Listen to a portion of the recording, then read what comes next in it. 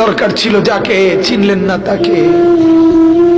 হায় যুবক, বন্ধুকে চিনলা না, দুশ্মনকেই বন্ধু বানাইলা, দুশ্মনকেই বন্ধু বানাইলা।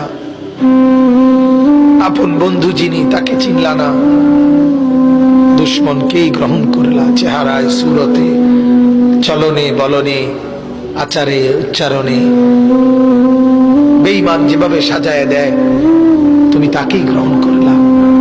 আল্লাহর নবী বলেন, রব্বুল আলামিন, আমি যদি বসে যাই হাসরের এই বিরাট ময়দানে, আমার উম্মতের জন্য দৌড়াবে কে? আমার কোথায় কোন উম্মত গুনার কারণে, নাফরমানির কারণে আটকায় যায় কিনা?